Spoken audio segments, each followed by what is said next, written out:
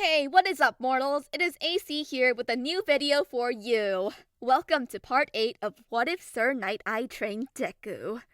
I just want to greet you guys by just saying, sit back and relax. You're in for a treat. So, we begin. Izuku felt fear grip his entire being as villains stepped forward out of the portal. The final two stepped out, a man with gray-blue hair and hands all over his body, and a creature with a beak, black skin, and an exposed brain. The gruesome creature let out a cross between a growl and a screech. The portals turned into another villain, a purple mist with yellow eyes, and a strange metal contraption in the middle. 13 and Eraserhead? All Might is supposed to be here, isn't he? The schedule we received said he would. The mist villain spoke in a deep, formal, but still menacing tone. Aizawa easily deduced that it was them that had orchestrated the trespassing the other day. Where is that damned All Might? I brought this whole crowd and he didn't even show up. The symbol of peace. I can't believe it. He's really not here. The hand villain spoke next, seemingly the leader of the operation. To think they wanted All Might to be here. Did they want to take him on specifically? Izuku couldn't be certain, but he knew he needed to be careful. If they were prepared to take on All Might, who knows what kind of power they have on their side? I wonder if he'll come, if we murder a few of his students. Oh no, this was really bad. They came with the full intent of killing us. Izuku still couldn't move his body, but Aizawa unfurling his scarf in preparation to attack snapped him out of his paralyzing fear for the moment. Some of his classmates voiced their disbelief at the sight in front of them. Villains? How? No way could they get into a hero school, especially UA! Rather than answering, Momo talked to 13 about the USJ having censors for trespassers, who confirmed that they were mysteriously non-functional. Todoroki deduced that it was the work of a quirk, and that these villains had chosen an opportune time to catch them off guard when there was a class in an isolated off-campus site. That made these villains all the more terrifying. They had an intelligent plan, and this attack was coordinated carefully. The only question remained was, what did they want? What was their ultimate goal? While Todoroki's assessment was good, it only left the students feeling even more fearful, knowing that these weren't any normal run-of-the-mill villains attacking blindly. Aizawa, however, didn't hesitate at all, stepping forward. 13, evacuate with the students. You and Kaminari both try to call the school. They might have a villain with radio interference abilities. Immediately, Izuku was even more worried. There was no way Aizawa could face off against all those villains at once. Mr. Aizawa, are you really going to fight them? Your quirk is suited for quick one-on-one fights, not a drawn-out battle with hordes of villains. But Aizawa was quick to dismiss his concerns. You can't be a hero with only a single trick, Midoriya. A good pro must be ready to face overwhelming odds and fight against their own weaknesses. I'm leaving the safety of the students to you, 13. With that, Eraserhead, jumped into the crowd of villains, his weapon fully drawn. The frontal squad of villains were about to fire upon him with their ranged quirks, only to suffer the consequences of being ignorant of your opponent. And just as they shouted the idiocy of jumping directly at them, he erased their quirks and quickly decimated them with his mastery over his capture weapon. Izuku could only watch in amazement, never having seen that level of skill from his teacher. It gave him a newfound respect for him to see Eraserhead taking down villains by the dozen just to keep them safe. Even as his identity and quirk were identified, and a villain with the mutant quirk rushed him immune to his erasure, Aizawa didn't let up, destroying the 2-bit thugs without much difficulty. The main villain was whispering to himself, something about Eraserhead's fighting style and the strength of pro heroes. Izuku wasn't paying attention to that, however, as Ida yelled for him to hurry up and leave with everyone else, and he quickly ran to catch up. But before they could reach the exit, the mist villain rose from a portal in the ground, blocking it off. I cannot allow that. Allow us to introduce ourselves. We are the League of Villains. We have infiltrated UA for only one reason, to ensure the death of the symbol of peace. Every student, as well as 13, gasped at the bold declaration. He had known it was a possibility, but to hear them say it so bluntly was terrifying. Shouldn't All Might be here? Has that changed? Well, no matter. My role remains the same. 13 allowed one of her suit's compartments to open up in preparation to use her quirk, but was interrupted when Kirishima and Bakugo leaped up and attacked the villain, with a punch and explosion respectively. This was bad. Couldn't they see that he was made of mist? There was no way those attacks actually harmed him. 13's quirk would be perfect to deal with the mist villain, but those two were in the way. Ha! Did you consider that we would defeat you before you would even try? Don't underestimate us students. As the smoke cleared, the mist villain was revealed to have not been damaged in the slightest, though it did briefly expose a strange metal piece connected to the villain. Was that his weak point? The villain glared down at the two. Oh my, what dangerous quirks. Even though you're students, you're quite skilled, but you're quite foolish to interfere with an ally's own attack. 13 yelled for the two to get out of the way, but it was too late. In order to fulfill this plan of ours, you will all be scattered, tortured, and killed. The mist washed over them, and Izuku panicked. The mist villain had to have been the one who teleported all the villains here. They could be warped anywhere. Would they find themselves thousands of feet above the ground to fall to their deaths? Or under the ocean, where their lungs would collapse from the massive differentiation pressure? Despite its intangibility, the mist felt like it was pushing him back. Hearing movement around him, Izuku channeled full cowling to hopefully escape the mist's grasp, but was too late as he felt his position change rapidly, and suddenly he was above the shipwreck zone and quickly descended into the water, disoriented and caught off guard. Quick to regain his senses, he blew a short burst of what little air he managed to breathe in before falling into the depths, allowing the bubbles to show him the way to the surface of the water. He began swimming upwards, but was intercepted by a villain with a shark-like appearance who began speeding towards him. He opened his mouth to bite Izuku, who managed to push himself away just in time to avoid the attack, thanks to a full cowling-powered punch. The villain easily turned to attempt another bite, but was kicked in the face by 2 feet. Tsuyu! She was here too! Perfect! Her tongue wrapped around him as she used her feet to send the villain barreling in the opposite direction. She then lifted him out of the water and onto the ship in the middle of the zone. Tsuyu was quick to climb her way onto the ship herself, and Izuku thanked her profusely. Thanks for that, Tsu. He caught himself, remembering what she told him on the bus. Tsuyu noticed this correction and nodded in satisfaction. This is a pretty bad situation. Izuku had to agree. That Miss Villain. Earlier, he said that All Might should have been here, which means they knew the school schedule. They must have gotten their hands on it during the intrusion of the reporters yesterday. That was probably their doing as well. Just like Todoroki said, they planned this out pretty well. Tsuyu stared blankly for a moment, and Izuku realized he'd been muttering again. Embarrassed, he apologized. Don't worry about it, Ribbit. We should worry about getting off the ship and rejoining the others. These villains are dangerous, and who knows what they'll do to our classmates and teachers. Will we all be in one piece when the other teachers get here? Will they even come? While she was right, it wasn't exactly helping them much to be so pessimistic. Looking over the side, several villains in the water, including the one that had attacked Izuku, were closing in on the ship. They were completely surrounded, and running out of time. Tsu was right. They probably have a way to kill All Might, otherwise they wouldn't have come here. They've already shown themselves to be the type to be prepared. Izuku looked down and scowled. He could only speculate on why they wanted to kill All Might, but right now, it didn't matter. He didn't care why. All Might was his mentor and the world's greatest hero. He wouldn't allow them to keep doing what they wanted. Those villains? The two turned to him. Those villains. If they have a way to kill All Might, then we need to put a stop to whatever they're planning. We fight and win. In his heart, he knew that his teacher and fellow classmates were fighting for their lives. They weren't giving up, so he couldn't either. They all could fight these villains and win, but they needed a plan. Izuku needed some time to think. All these villains have either some sort of aquatic quirk or were prepared for underwater combat beforehand, so it should be safe to assume that they knew what was inside the USJ before coming here. But despite that meticulous planning, they did something strange. They sent you here, Tsu, to the shipwreck zone. Tsuyu tilted her head in questioning. Do you mean because of my quirk, Ribbit? Izuku nodded. Exactly. You have an aquatic quirk, perfect for fighting and traversing an environment like this. If they had known our quirks, they never would have sent you here. Which means they didn't know our quirks before they came here. Where they sent us was probably random, and we just happened to get pretty lucky. That's true. If they knew I was a frog, they would have just sent me to that fire zone over there. They didn't know our quirks, so they separated us across the facility. They probably hoped to overpower us with sheer numbers. Because there's only 2 of us, and we're students with little experience, our greatest advantage is that they don't know what we can do. Izuku also noticed that the villains weren't attempting to climb the boat. which meant they probably had quirks better suited for the water and didn't want to risk underestimating them and being taken out, which supported his theory. But that also meant they weren't treating them as kids. Tsu, can you tell me more about your quirk?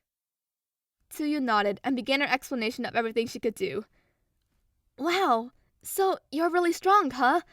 I already kind of knew that, but still, I can enhance my body with my quirk, but I can only use a certain amount of it without hurting myself. Going over 5% is dangerous for me, though 10% isn't too bad if I only use it briefly. Using 100% would put me out of commission for quite a while, so we should avoid getting into a circumstance where that's necessary. For now, though, let's figure out... Izuku wasn't able to finish as a giant hand made of water cut through the ship, causing it to begin to sink. I'm getting impatient. Come out of there and face your doom already! Izuku hadn't predicted such a powerful attack so soon. They needed to get out of here and fast. Their time was already running short, but now they needed to act immediately. As the villains began to mutter among themselves, already sure that they could win against them, Tsuyu spoke. This is bad, Midoriya, Ribbit. We don't have much time left. We can't think like that right now. We haven't lost just yet. When the enemy is certain in their victory, that is our chance to strike. All Might said that once on TV. That is the only way we can win. Tsuyu looked surprised by what he said, and to be honest, Izuku was surprised he said that too. The villains continued to talk amongst themselves, but Izuku was no longer paying attention to that. It was time to test his new move. The day of the battle trial, Nine-Day had been waiting outside his house and gave him a piece of advice. While those stamps of yours are quite effective, there will come a time when they are not enough. You would do well to increase your range capabilities. After that, Izuku thought long and hard about it, and remembered the attack All Might had used against the sludge film the first time, Texas Smash. If he could use One for All in a similar way...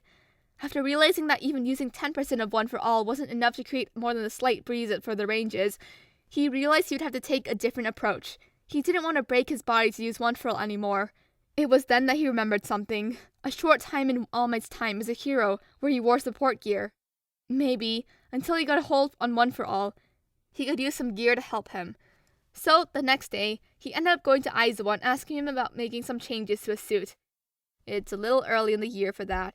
Usually we wait a little bit, but if this is something you really want to get done, then I can help you get in touch with the support company, or you can talk to Power Loader if you need it done quickly.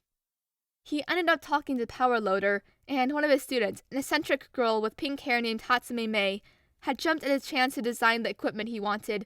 While he hadn't been able to get his new gloves in time for the battle trial, he got to UA early today and got his hands on the prototype. Flexing his fingers, he felt the mechanisms click into place. Mei had said they would only hold up for a maximum of 4 shots for each glove before the force would be too much, so he couldn't go over that. This was going to hurt, but he charged 20% of One for All into 2 fingers in his right hand.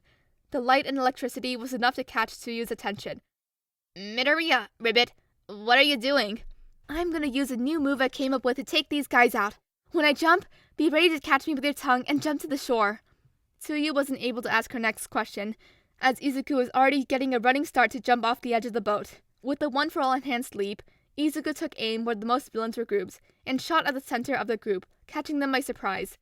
Delaware Smash! Air Force!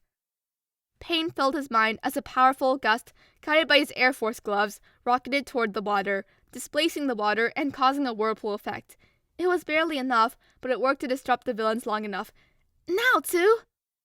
Tsuyu leaped and grabbed him with her tongue, and they began to clear the water. But one of the villains not caught in the whirlpool took aim with the hand and looked like he was about to use his quirk. But he wouldn't get the chance as Izuku switched to his other glove and pulled off the move again. Air Force Smash! Izuku was sure he had cracked a few bones, and he was down half of the glove's durability, but the villain was pushed away from them, and they landed near the shore without incident. As he neared dry land, Izuku couldn't help but think of how lucky they were. It was a huge gamble to assume they didn't have people underwater waiting for an attack. Midoriya, you're doing it again. Sorry about that, Tsu. Izuku frantically apologized, but Tsu continued. We should focus more on what we were going to do next, right? Izuku agreed. There was no point in dwelling on what could have been. They needed to keep moving forward. Ignoring the pain in his fingers, Izuku decided it would be best to avoid the central plaza, since that was the largest collection of villains as far as he knew. That was certainly the smart decision, but... Sensei's overexerting himself because he jumped into the crowds to protect us. Are you saying we should? We don't need to do anything dangerous. We can just stay on the sidelines and look for openings to help him out, even just a little. The moment we see something too dangerous, we'll retreat. Tsuyu was still hesitant, but agreed reluctantly. They made their way closer to the plaza, attempting to forego notice. They were able to get close enough to see villains all over the floor, more going down before their eyes from the hands of their teacher. But it was easy to tell he was tired and getting slower. It seemed that the villains noticed this too, as the one who had spoken before, the one with hands on his face, rushed forward. Aizawa attempted to hit him with his capture weapon, but the villain caught it and continued forward. Aizawa then went to elbow him, but the villain once again blocked it, and his elbow began to crumble, revealing muscle. The villain whispered something to him, but Aizawa punched him away. Their teacher had no time to relax, however, as more of the other villains swarmed him. It was clear he was struggling against their numbers. The villain continued to mumble to himself before the hulking figure that had been standing idle the entire time suddenly appeared behind Aizawa. Izuku could only gasp in horror as the creature punched Aizawa, sending his goggles flying and blood splattering to the floor. Next thing they knew, the creature was sitting on top of Aizawa, holding him down as it crushed and twisted both of his arms, before smashing his face into the ground. "Oh, we need to get out of here, Midoriya. Ribbit." It was the first time he had ever heard Tsuyu sound scared, and he couldn't blame her. He was terrified of this overwhelmingly powerful creature. It beat Aizawa so effortlessly. How could they hope to compete? The mist villain appeared next to the hand villain, and they learned the names of both of them. Kurogiri and Tomura Shigaraki. Kurogiri explained that 13 was incapacitated, but one of Izuku's classmates was able to escape. He could bet it was probably Ida, being the fastest of them. Shigaraki began scratching his neck furiously. "Kurogiri, if you weren't our way out of here, I'd turn you to dust. We can't hope to win against dozens of pros. I guess it's game over for now. Let's go home." Izuku and Tsuyu gasped at that. Were they really just going to leave without doing anything else? They had declared so vehemently that they would kill All Might, and now they were just giving up? That didn't make any sense. I have a bad feeling about this. Yeah. If they just left now, UA would surely tighten security tenfold, at least. What were they planning? But before we leave, let's smash some of his pride as the symbol of peace. Izuku could barely even register that Shigaraki was in front of them before he reached out, hand extended towards Tsuyu's face. If he touched her, she would disintegrate. He willed his body to move, and he went to intercept the hand. But it was too late. His hand made contact and...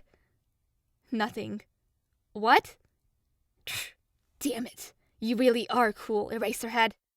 Looking over, indeed, Aizawa was holding his head up, bleeding and broken, but his eyes were glowing red, erasing Shigaraki's quirk. Thank God. That relief only lasted a moment as the creature smashed Aizawa's head again, taking him out. Izuku knew he had to act fast. He was clearly far stronger than anything they'd encountered thus far. He had to save Tsuyu and run. Charging up One for All at 10%, he leaped out of the water and punched Shigaraki. Let her go! Smash! He felt his arm make contact, but something was off. The smoke from the impact cleared, and in the place of Shigaraki was the creature, completely unharmed. Even if it was only 10% to be completely fine, this had to be their secret weapon to defeat All Might. You move pretty fast. And that smash of yours. Are you some kind of follower of All Might? Well, it doesn't matter. I'm done playing. The creature moved to grab his arm, but he managed to move it and dodge the attack. He grabbed Tsuyu by the arm and flung her away from the creature. She tried to grab him with his tongue, but Shigaraki reached down toward her tongue, ready to turn it to dust, her along with it. At the same time, the creature reached toward his face to crush his head, and he knew he wouldn't be able to dodge this time. But a literal second before the impact, the entrance doors to the USJ blew open like a bomb had detonated behind them, stopping everyone in their tracks. From beneath the smoke, a lone figure stood, in his teacher's uniform, and shaking with rage. All Might spoke, his voice reaching even all the way to them. "It's all fine now! I am here!" The relief was visible on Tsuyu's face, and Izuku knew everything was going to be fine. Because, when All Might said it, it had to be true. Heh, looks like we're getting to continue. The fact that Shigaraki wasn't even fazed by All Might's appearance is what made him think that they were definitely in over their heads. Thank you all for indulging yourselves in the story thus far. I hope you enjoyed it.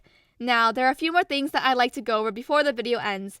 Firstly, we've got a second channel called Anime Deep Dive. Anime Deep Dive goes deep into the facts and lore of a wide variety of anime. It's sure to expand your weeb knowledge for all kinds of series guaranteed.